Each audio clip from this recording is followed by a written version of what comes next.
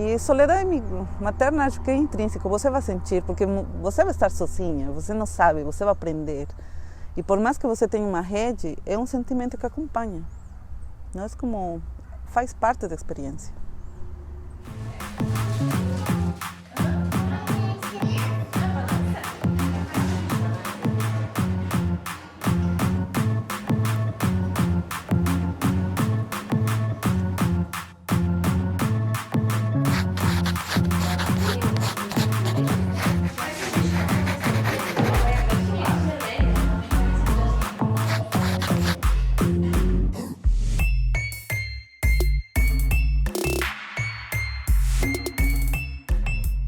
A solidão materna começa do começo, né? Nasceu a criança, porque quem não tem filho vai sempre te taxar como uma pessoa que só fala de gravidez, que só fala de filho. Os assuntos mudam, a cabeça muda e isso não vai se adequando a todos os grupos de amigos que a gente tem. Mas, bom, isso não justifica o fato das pessoas irem embora da nossa vida, porque poderiam ser pessoas que participariam da nossa rede de apoio, mas que escolhem ir embora. Por razões que eu não sei quais, eu tive 3 puerpérios muito gostosos. Em todos os meus puerpérios eu estava muito feliz, muito integrada com aqueles bebês e sempre muito plena. Então a minha experiência de solidão ela vem um pouco depois, quando os bebês começam a crescer e eu quero voltar a ser gente, me sentir integrada naqueles grupos, né? Eu senti a solidão. Eu acho que a solidão materna está muito ligada ao medo do desconhecido e ao fato de que a gente não se sente entendida sobre o que a gente está acontecendo, o que está acontecendo com a gente daqui para fora. Eu fui uma das primeiras mulheres do meu grupo de amigas a ser mãe.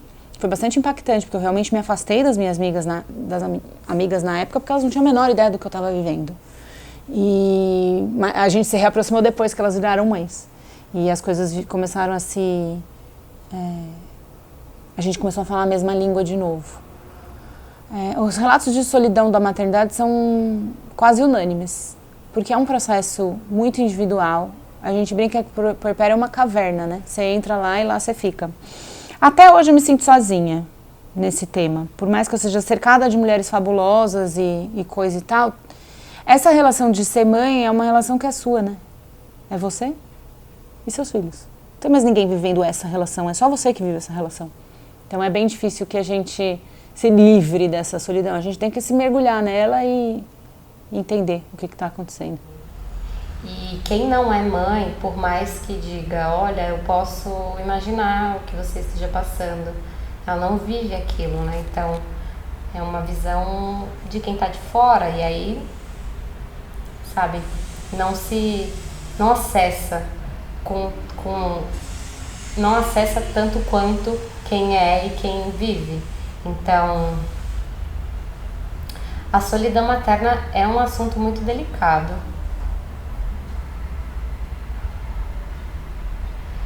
Mas bom, eu falo por mim assim, até a gente que mora junto e que é mãe, em alguns momentos a gente se sente só em algumas situações. E eu acho que isso é muito questão de timing também, porque as rotinas são diferentes. Eu não cobro a atenção das pessoas dessa forma, eu aceito e pra mim tá tudo bem. A minha personalidade é de uma pessoa bem tranquila, assim. Eu não sou uma pessoa que precisa estar rodeada de gente o tempo todo. Então, pra mim, foi muito fácil aceitar. Eu não entrei em nenhum quadro depressivo, mas eu conheço pessoas que entram em quadros depressivos por conta disso. A maternidade é um processo solitário do começo ao fim. E eu acho que o fato da gente ter vindo morar juntas não muda isso. Continua sendo um processo solitário. É um processo sobre você, unicamente, sobre a mãe, no caso. Então, sim, nós somos mães solos e solitárias, só que a gente está aqui para compartilhar essa solidão. Então, isso gera um conforto, um privilégio que muita mãe não tem, muita mulher não tem. Mas é isso, a gente vai sempre continuar sendo exclusiva dentro desse processo, vai ser a única principal. Porque é isso, a gente está falando sobre o maternar dentro das suas próprias expectativas de como você quer ser mãe, assim. Então é nesse processo de como você quer ser mãe e como você está agora no maternar que diz o quanto você se sente acolhido ou não, entendido ou não, sabe? Com parceria ou não, assim. Eu acho que essa experiência de solidão materna é intrínseca à maternidade, né? Em meu caso, tenho minha rede de amigos humanistas, não? Que vários também são imigrantes, a família de meu marido, não? Que super queridas, amigas imigrantes, mães ou não mães, mas também tem uma questão cultural, porque as mães latino-americanas fora do Brasil, acho que temos mais incorporado o tema de inclusão das crianças nos âmbitos. Em São Paulo, particularmente, eu sentido pouca sororidade em espaços com companheiras brasileiras, que acho que está gravado que criança não pode ir a espaços de discussão política. Não sei, a Anne e algumas mães como ela são exceções para mim, porque na maior parte dos âmbitos as mães são obrigadas a não levar as crianças e achar que é isso, e ainda defender isso, não? Então, o coletivo já é um espaço de acolhimento que tem mais e não mais. Mas ao ter essa coisa cultural de cuidado, então é mais fácil. Tem companheiras que levam as crianças nas reuniões, e nas atividades sempre são abertas para mães. A rede de apoio é fundamental. Fundamental para qualquer criança viver hoje em dia, assim. Ela precisa de muito, a mulher precisa de muito apoio. Eu acho que é até um pouco perigoso a gente dizer a mulher, mas a família precisa de muito apoio, né? De que o pai possa ser uma rede de apoio, mas a família, amigos e pessoas próximas muito apoio, é só o que precisa, tanto para amamentação quanto para prevenir depressão pós-parto, porque muitas vezes a mulher que fica sozinha, ela acaba adoecendo por viver uma demanda constante de ter que lidar com o bebê e com todas as coisas do dia a dia. As mulheres acabam adoecendo muito em função de ficarem sós, né? Eu acho que a importância da rede de apoio, a gente vai para a questão da solidão materna, né? Se a mulher não tem uma boa rede de apoio, ela vai sofrer muito com a solidão e possivelmente ela adoece. Meu nome é Marília, eu sou mãe da Júlia, ela tem 2 anos e 3 meses. Assim, a nossa rotina é bem assim, dinâmica, né? Como uma mãe que trabalha fora e tem que cuidar do filho e tudo mais. A gestação ela foi planejada, não foi nada assim por acaso, né? Até porque eu tenho trombofilia, então eu tive que usar o momento certo para fazer o tratamento certo, para tudo dar muito certinho. Quando eu comecei a voltar para o trabalho, eu tinha que conciliar a minha ida para o trabalho, levar ela para a creche, que ela estava iniciando na creche, tinha que fazer as comidinhas dela, ficava até 3 da manhã, e aquelas coisas todas, mal dormia. E aí a gente começou a descobrir a alergia dela, que aí foi assim bem assustador. Aí eu estava muito tensa assim, então eu falei, nossa, eu não posso ficar sozinha. Aí foi quando eu resolvi ir para o sul, ficar perto do meu marido. Foi difícil achar creche para ela na condição dela, porque as creches não queriam uma criança que desse problemas, né? Queriam uma criança fácil de cuidar. Apesar de existir leis e tudo, não é cumprido. Até que eu achei uma escola que aparentemente se adequava. E aí aconteceu que ela teve uma anafilaxia na creche. E por mais que eu tinha orientado e tudo, teve uma situação. E meu marido trabalhando de noite, não conseguia também compartilhar os momentos dele para que eu pudesse fazer alguma rotina diferente, né?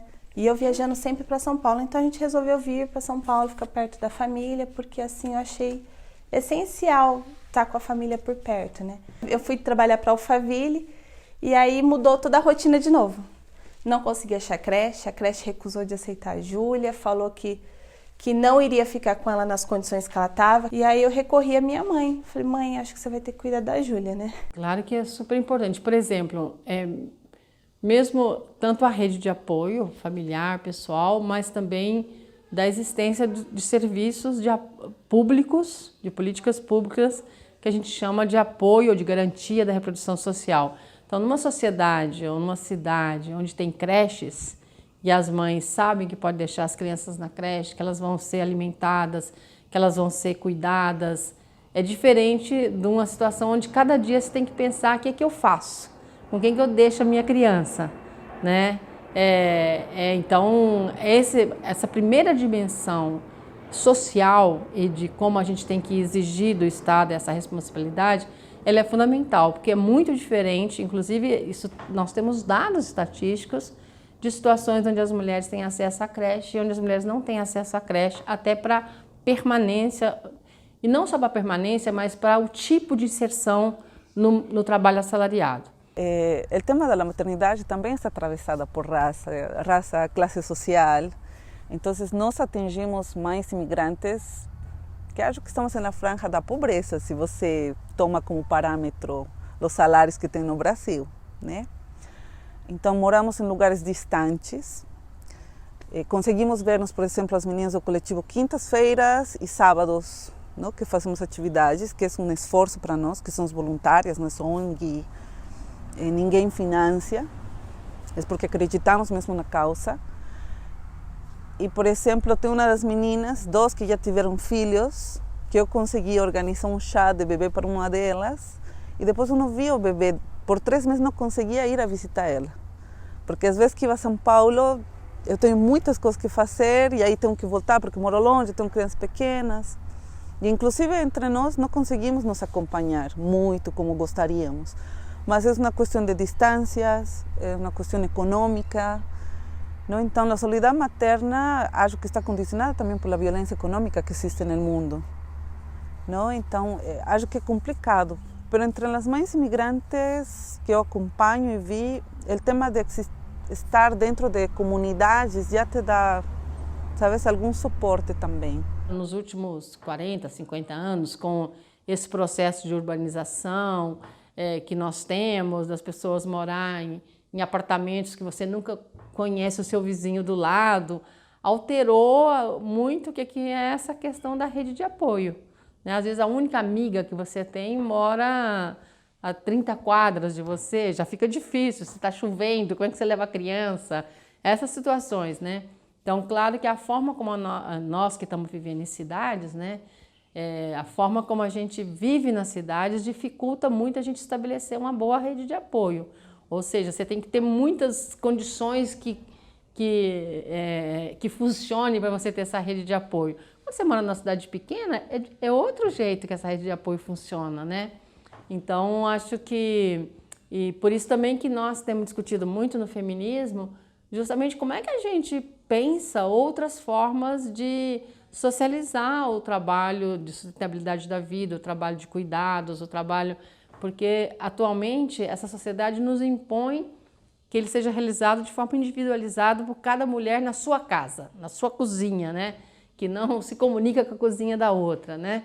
Então, também, claro que a gente repensar essas formas passa por a gente desafiar essas estruturas que aqui em São Paulo, por exemplo, são bem concretas, umas estruturas de concreto que muitas vezes dificulta a nossa interação, né? A própria forma como está organizada as nossas moradias dificulta a nossa interação muitas vezes. E a gente escuta esses relatos de forma diferenciada das mulheres que moram nessas regiões mais urbanizadas da cidade, das mulheres que moram na periferia, né, ou que moram nas favelas, de como essa rede de apoio numa favela, que é um lugar muito mais precário, mas às vezes ela se constitui de forma mais fácil do que quando você mora num bairro super urbanizado, super de classe média em São Paulo. Quando eu engravidei do Gabriel, acho que eu nunca tive tanta companhia na minha vida, porque tinha tantos amigos, tantas amigas, tanta gente, inclusive eu fazia pós-graduação e eu tinha um colega de faculdade, que a gente até apelidou ele de São José, por ele querer ser pai de uma criança que não era dele, né? E eu comecei a namorar esse rapaz e foi muito interessante, porque eu tinha muita companhia, não senti isso não. Não sou uma pessoa sozinha não, é muito raro eu ficar sozinha. Mas uma coisa que eu sempre me dediquei, assim, no meu budget, e hoje em dia eu critico as mulheres que tomam outra opção. Critico mesmo. Eu sempre tive babá empregada. Sempre. Então, assim, eu podia deixar de comprar uma roupa, eu podia deixar de fazer uma viagem, mas uma pessoa do meu lado eu sempre tive. Porque eu acho assim, o meu tempo sempre foi dedicado a eles, e não a lavar roupa, ou a fazer comida, ou a limpar a casa. Então, assim, eu canso de ver em aeroporto as meninas estressadas. Hoje em dia, eu não tenho empregada. Adoro dizer, eu cuido do meu filho, eu não tenho babá. E aí você vê a menina no aeroporto, eu uso muito aeroporto, por isso que eu estou mencionando o aeroporto, estressadésima com o marido, brigando, soca o menino no carrinho, abre a mala, troca. Gente, dá um emprego para uma pessoa que precisa. A babá vai empurrar o carrinho, ela vai trocar a criança e você vai estar menos estressado e vai fazer um carinho no teu filho. No avião você vai ler um livro para ele, você vai estar com ele e não vai estar empurrando e pega o menino e soca no braço do marido. Olha ele, você agora! Não precisa disso. Não precisa. Ajuda uma pessoa que precisa. Quantas babás a gente teve que a gente pagou estudo, fizeram faculdade, hoje mesmo motorista, abriu uma empresa própria, está bem. Então, assim, a gente sempre, na nossa família, a gente sempre ajudou pessoas que precisavam trabalhar e nos ajudavam a criar nossos filhos. Então, a gente teve essa postura. Então, eu era menos estressada porque eu tinha uma pessoa que ajudasse com as tarefas. Então, tá na hora de dar comida? Fulana, cadê a comida? Tá aqui. Eu montava os cardápios, minha casa tinha cardápio, tinha tudo. Eu sabia o que eles comiam. Eu sabia tudo, mas eu não ia lá preparar. Eu tava lá para dar a comida, mas eu não tava lá fazendo a comida. Então, eu era menos estressada do que a maioria das mulheres, isso sim. O emprego doméstico sempre foi uma questão muito difícil na minha vida, porque a minha mãe foi doméstica, a minha avó foi doméstica.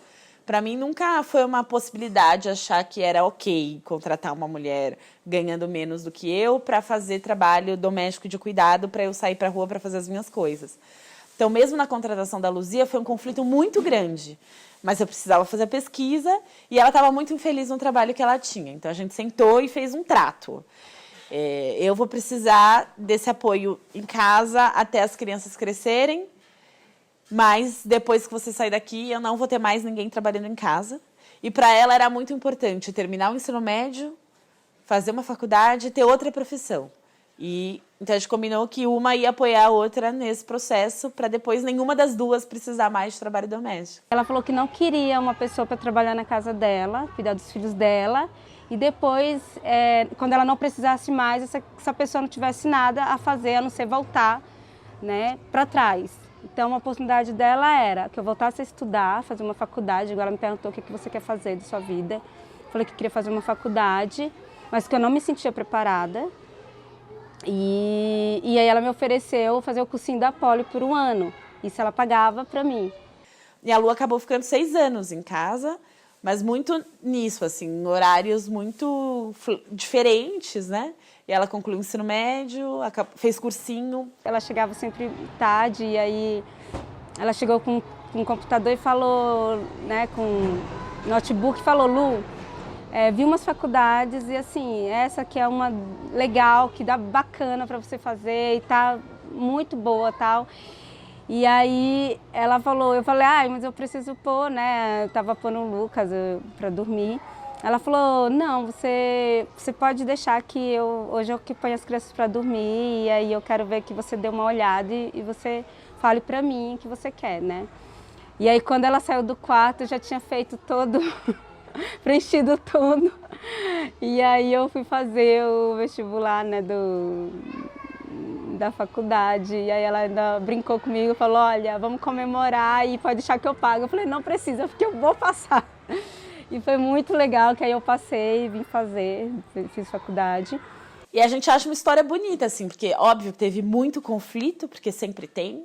Não tem como essa ser uma relação tranquila, porque ela não é uma relação igualitária. Ela é uma relação de exploração no trabalho, não tem como não ser. Mas, apesar dos conflitos, eu acho que foi um caminho possível, tanto para mim quanto para ela, enquanto as crianças eram muito pequenas, né? Nisso tudo que eu trabalhava com ela, fazendo faculdade, e aí surgiu uma vaga aqui de professora auxiliar. E aí eu fiquei sabendo e aí vim fazer a entrevista e consegui passar, né? E foi bem bacana e eu estou aqui já há 6 anos trabalhando aqui na Alecrim. E a Lu foi muito parceira, né? A gente tinha, assim, combinados muito que me possibilitaram fazer muitas coisas. Então, eu pude concluir o mestrado, pude continuar trabalhando. Na época, quando eu engravidei da Cissa, a gente foi morar numa casa, era uma casa maior. Então, cabia todo mundo, eu trabalhava muito em casa, e aí fomos. E aí, quando a Cissa já tinha também 1 ano e pouco, a Luzia engravidou. A Lu engravidou. E a gente combinou também que ela já estava trabalhando na escola nesse período, ela fazia as 2 coisas, mas para ela era importante ficar com a gente até o Benja completar 2 anos, para ela também poder ficar com ele até ele ter 2 anos, né? E aí o Benja vinha para casa. Ela morava na rua de trás, e aí eram os 3 meus e mais o Benja da Lu. E aí a gente foi cuidando, aí quando o Benja fez 2 anos... Também eu já conseguia organizar a vida de outro jeito, a Lu também, e hoje ela é professora na escola. E a gente não tem mais ninguém. E aí esse é muito sério para mim, né? Não tem ninguém, né? Babá, empregada, faxineira, nada. A gente precisa dar conta da vida. Tanto nos cuidados das crianças, quanto da limpeza e tal. Você tem alguém caso você precise de ajuda, sem ser o seu marido? Eu não tenho, hoje eu não tenho, assim. Eu tinha muito, assim, quando eu trabalhava com a Bianca era meu tudo, assim, tipo...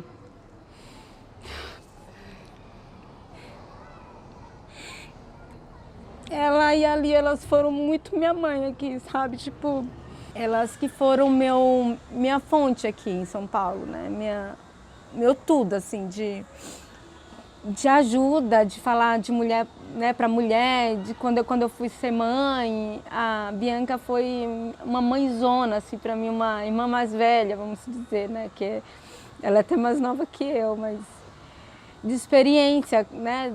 Quando eu tive meu filho mesmo, ela foi uma das pessoas que muito me apoiaram, tanto que eu pedi para ela ficar no meu parto, ela foi, né, minha deusa grega, assim, tipo, sei lá, minha rainha, que ela me ensinou muito, cuidou muito de mim aqui, ela e a Lia, e eu acho assim que eu tô onde eu tô por causa delas. E agora a gente está mais distante, porque, enfim, eu não trabalho mais com ela e essa demanda de trabalho, tanto dela quanto o meu, a gente está em São Paulo, a gente está todo mundo no mesmo lugar e ao mesmo tempo está todo mundo, tipo, muito distante, né? Porque o trabalho acaba afastando, né? Todos nós, assim. Eu sempre fui muito cara de pau, até hoje. Então eu tenho uma reunião, eu recorro a várias pessoas, tem uma lista de quem recorrer. E amigos e amigas solteiros sem filho são, assim, meu alvo prioritário, entendeu? Porque eu falo, oi, tudo bem? O que você vai fazer hoje? Eu vou trabalhar. Vai trabalhar na sua casa? Você não pode trazer o computador para mim e ficar com as crianças? Eu faço isso muito. Agora, eles são maiores, faço menos, mas já fiz muito, muito, muito, muito, muito. E aí as pessoas se surpreendem, porque, nossa, você vai deixar um homem solteiro, sem filhos, com as crianças, ele vai saber... Lógico que vai, entendeu? E eu acho que isso é bom pra eles também. É óbvio que isso é bom pra mim, porque tira peso, me dá possibilidades de sair e tal, mas eu também acho bom pra eles conviverem com gente diferente, verem que tem várias formas, né, de cuidar, de conviver. Posso fazer um pau? Olha só, Cecília, muita energia, socorro. Ruim pra você. Sabe? Quando a gente fala para e você não para. Eu vou continuar fazendo